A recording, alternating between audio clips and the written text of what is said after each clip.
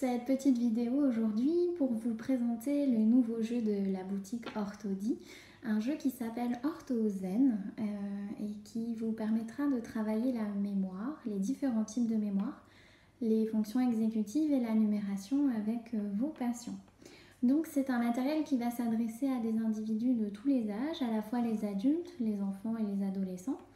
Il consiste tout simplement en un jeu de cartes de plus de 80 cartes que vous allez pouvoir utiliser de façon très différente, et dans la notice du jeu je vais vous proposer 7 jeux différents. Donc voilà, il est plutôt flexible comme jeu, c'est le cas de le dire, et vous allez pouvoir le mettre un petit peu à toutes les sauces. Donc il va vous permettre de stimuler la mémoire à court terme, la mémoire de travail, les fonctions exécutives, l'attention visuelle, et sur le versant de la numération, il vous permettra de travailler la reconnaissance du code oral et du code arabe et le traitement des quantités symboliques à la fois avec le code oral et le code arabe. Donc c'est un matériel que vous allez pouvoir proposer dans vos prises en charge en neurologie avec des patients qui ont eu des AVC, qui ont été victimes de traumatismes crâniens. Dans le cadre de maladies neurodégénératives, alors selon les jeux, il faudra utiliser certains jeux pour différents stades, mais on ne pourra pas être sur des stades très avancés, ou alors on sera sur les jeux les moins complexes. Vous pourrez aussi l'utiliser dans le cadre des troubles des apprentissages, des déficits de la mémoire de travail chez les adultes, chez les enfants et chez les adolescents. Et bien sûr chez les enfants qui vont avoir, ou adultes qui vont avoir des dyscalculies primaires, secondaires, ou qui vont souffrir de troubles logico-mathématiques. Donc le matériel a toujours été pensé, tout comme pour le jeu Orthofilm, pour des patients qui vont avoir également des troubles massifs d'expression. C'est pour ça que je vous propose des bandeaux de communication pour qu'ils puissent répondre, non pas à l'oral, mais en désignant la bonne réponse, mais je vous montrerai ça tout à l'heure. Donc le jeu se compose comme suit: vous allez avoir 40 cartes grands chiffres qui sont ici, 44 petits chiffres, 40 cartes petits chiffres qui sont ici, les cartes symboles zen qui sont présentes ici, donc avec des symboles un peu graphiques, comme ce qu'on aime beaucoup en ce moment. Et donc chaque carte est sur un fond pastel de couleurs, soit vert, soit rouge, soit bleu, soit jaune ou orange. Vous allez avoir ensuite 2 cartes critères qui vont vous servir dans les différents jeux, la carte de taille, petit, grand, et la carte avec la frise numérique qui indique le sens de la ligne numérique. Voici donc les bandeaux de communication dont je vous parlais, donc la façon de répondre pour les 4 symboles différents que vous avez dans le jeu. Le bandeau de communication sur les chiffres qui va vous permettre ici aussi de représenter une frise numérique pour les enfants qui ont des difficultés, et le bandeau avec les différentes couleurs du jeu. Voilà pour la présentation du jeu. Passons maintenant aux différents jeux proposés dans le matériel OrthoZen. Donc, premier jeu très classique, la bataille de chiffres que vous connaissez toutes et tous. Je ne vais pas m'attarder dessus, on prend une pile chacun de cartes, on mélange ici toutes les cartes grands chiffres, donc on n'utilise que celle-là. On va présenter chacun une carte en même temps, et celui qui gagnera sera celui qui a le plus grand chiffre. Petite astuce pour entraîner un petit peu plus la flexibilité, vous pouvez changer. On va faire une partie avec les chiffres les plus grands qui gagnent, une partie avec les chiffres les plus petits qui gagnent, et puis on peut même faire ça dans une même partie. Un tour c'est le chiffre le plus grand, un tour c'est le plus petit. Ça va entraîner l'attention de vos patients qui vont être obligés de se focaliser leur attention sur ce qui se passe dans le jeu, et aussi travailler les concepts de plus grand, plus petit, tout simplement. Donc deuxième jeu, le strobe de chiffres. Alors là, un peu plus compliqué et un peu plus entraînant. Vous allez donc utiliser les cartes grands chiffres et les cartes petits chiffres que vous allez mélanger. Donc, la consigne va être l'élément le plus important dans le jeu. Vous allez avoir 2 consignes. Vous allez choisir celle que vous allez donner à votre patient. Je m'explique. Je vais vous montrer un exemple. Il n'y a rien de plus parlant que les exemples. Alors, vous allez utiliser les 2 cartes consignes qui sont présentes ici. Si on commence avec la frise numérique, donc vous allez dire à votre patient, il va falloir être le premier à donner le chiffre le plus grand, tout simplement. Donc 7 est plus grand que 5, 6 est plus grand que 1, etc. Donc vous allez chacun avoir vos cartes, vous allez découvrir vos cartes en même temps. Et par exemple, voilà, moi je mets ça, il met ça. Et donc là, c'est le 8 qui est le plus grand. Donc le joueur qui dit le plus vite possible 8 remporte les deux cartes. Jusque-là, pas très compliqué. Deuxième consigne que vous pouvez proposer, cette fois-ci, vous allez changer la carte consigne et vous allez dire à votre patient, cette fois-ci, c'est le chiffre le plus grand en taille qui va l'emporter. Donc vous posez la carte consigne à sa vue pour qu'il ait un repère visuel. Et là, pareil, vous allez découvrir chacun vos cartes. Donc par exemple, moi je découvre mon 8, il découvre son 2. Là, c'est le 8 qui est le plus grand. Ok ? Et les consignes vont pouvoir être toujours les mêmes, mais le jeu va se corser. Je vais vous montrer donc différents exemples pour que vous voyez que des fois, c'est pas si simple que ça. Donc imaginons qu'il y en a un qui pose ça, l'autre qui pose ça comme on a vu tout à l'heure. Là, si on est sur la consigne de la valeur numérique, le 8 l'emporte. Si maintenant j'ai ça qui sort dans mon jeu, ici, toujours sur la consigne valeur numérique, même si le 2 est plus grand en taille, c'est le 8 qui remporte. On est bien d'accord, même moi je me mélange les pinceaux. Ok, si maintenant je change de consigne et que je demande la consigne de taille, imaginons que j'ai cette configuration-là de carte qui sort, le 8 avec le 2, là c'est le 8 qui l'emporte. C'est congruent puisqu'on a un 8 qui est grand en valeur numérique et qui est à la fois grand en taille.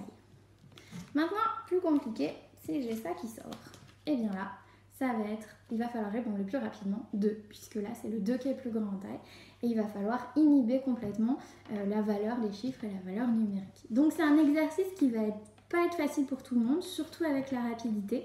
On va se mélanger les pinceaux. À vous de voir comment vous proposez les cartes critères. Est-ce que c'est d'une partie sur l'autre qu'on change le critère? Est-ce que c'est au sein d'une même partie que vous vous mettez à changer d'un coup? Voilà, ça peut être hyper intéressant. Il y a d'autres explications sur ce jeu. Mais voilà, vous les découvrirez sur la règle du jeu en vous procurant le jeu. Mais c'est vraiment très sympa avec les patients et on voit des choses assez particulières qui se révèlent pendant le jeu. Voilà donc pour ce jeu-là. Passons au troisième jeu qui s'appelle le jeu Zen et Flex. Donc là, il va falloir rester zen et être à la fois flexible. Donc pour toutes celles et ceux qui ont bien aimé le jeu Orthofilm que j'ai proposé il y a quelques temps déjà, c'est vraiment dans sa continuité. J'ai décidé de le faire avec des chiffres, enfin en tout cas d'utiliser ce jeu pour vous le proposer avec des chiffres. Donc vous allez avoir 4 règles différentes dans ce jeu Zen et Flex. La première, vous allez définir un critère avec votre patient. Donc 3 critères. Si je prends par exemple le chiffre 9 ici, vous allez avoir le critère du chiffre, donc sa valeur numérique, 1, 2, 3, 4, 5, 6, 7, 8, 9, 0. La couleur de fond, le rouge, le orange, le vert, le bleu. Et la taille du chiffre. Est-il grand ou est-il petit? Tout simplement. Donc là, vous allez définir un critère, puis vous allez faire défiler les cartes à votre patient. Donc vous allez me donner le chiffre 4, 9, 6, 5, 1, etc. etc. Vous allez maintenant, au milieu de la partie, vous allez dire maintenant on change, c'est la couleur. Bleu, rouge, vert, bleu, rouge, etc. Et puis vous allez encore changer, vous allez me donner maintenant la taille. Petit, grand, petit, grand, petit, petit, etc.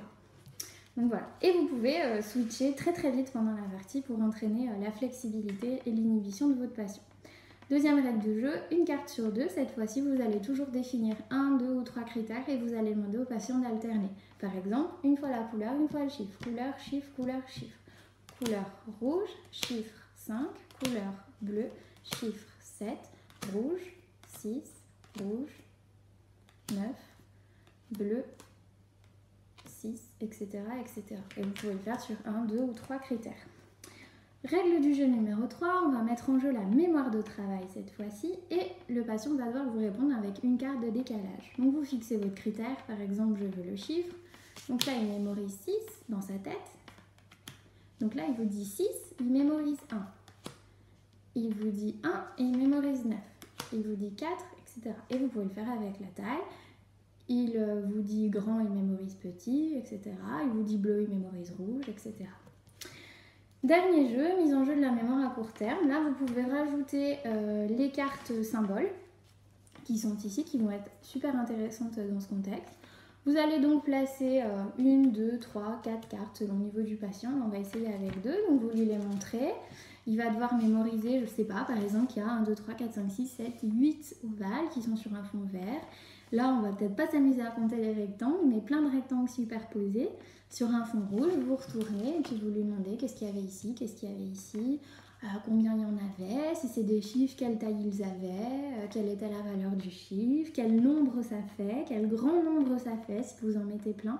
Voilà, au niveau de la mémoire à court terme, là, vous avez vraiment plein de choses à faire avec ces cartes. À vous de les combiner et de voir un peu ce qui vous plaît. Voilà pour le jeu Zen et Flex.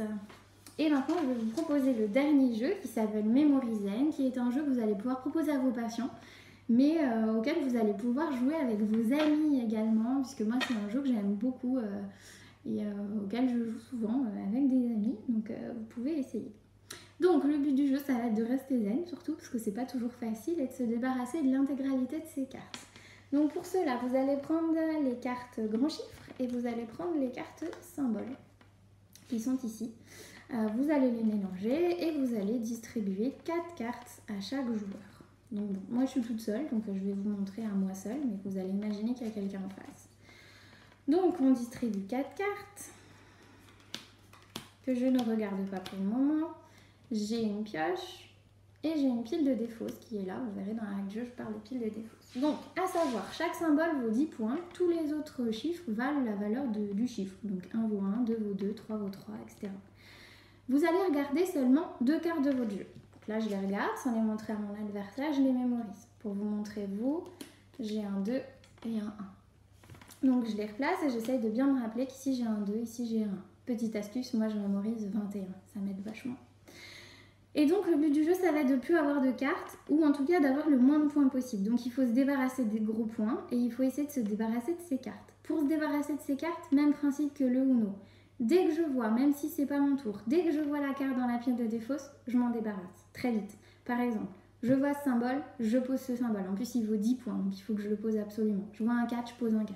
Okay, je vois un 2, je pose un 2, je vois un 1, je pose un 1. Le but, ça va être aussi de découvrir les 2 cartes que je ne connais pas au fur et à mesure du jeu. Donc, si je vous montre. Là, par exemple, c'est mon tour. Je pioche donc une carte. J'ai un 5. Pas trop grosse valeur, donc je vais essayer d'aller l'échanger avec une carte que je ne connais pas. Pour, ça fera une que je connaîtrais et que je pourrais poser. Je pose mon 5. Hop. J'ai un 4. Bon, ça valait pas trop le coup, mais en tout cas, maintenant, je sais qu'ici, j'ai un 5. Donc, je mémorise 215. Et dès que ça va tomber, voilà, je vais continuer. Autour du joueur adverse, etc. C'est à nouveau à mon tour. Donc si là, il avait posé une carte qui m'intéressait, par exemple, il pose un 8. Si j'avais un 8, je le pose dessus. Donc voilà, j'y vais, je pioche un 1. Bah tiens, ça tombe bien, j'avais un 1. Donc je vais le poser, parce que je vais dire qu'il ne m'intéresse pas, entre guillemets. Et puis je vais poser mon 1 aussi, comme ça, j'ai plus que 3 cartes. Et on continue. L'autre joueur joue, il découvre ça, un symbole. Bon, moi, j'en ai pas, en tout cas, j'ai pas l'impression. Tiens, je pioche un 5. Hop, je sais que j'ai un 5 ici, donc je m'en débarrasse. Et puis on continue.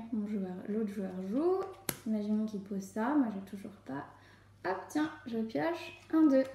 Je peux me débarrasser de mon 2 très vite. Il me reste plus qu'une carte, donc c'est intéressant, mais je la connais pas, si vous vous rappelez bien. Hop, il découvre un 6, ça m'intéresse pas, je peux rien poser dessus.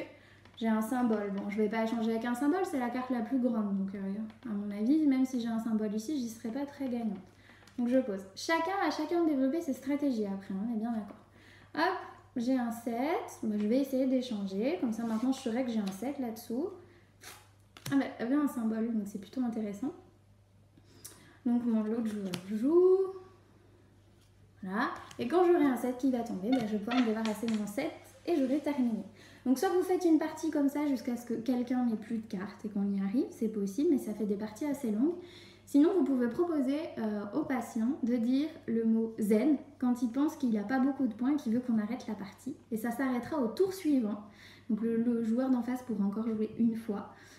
Et là, ça sera celui qui aura le moins de points à la fin de la partie qui aura gagné. C'est une variante assez sympa. Après, il faut que le patient soit en mesure de décider en face de vous, ce qui n'est pas toujours le cas chez certains enfants. Donc c'est un jeu qui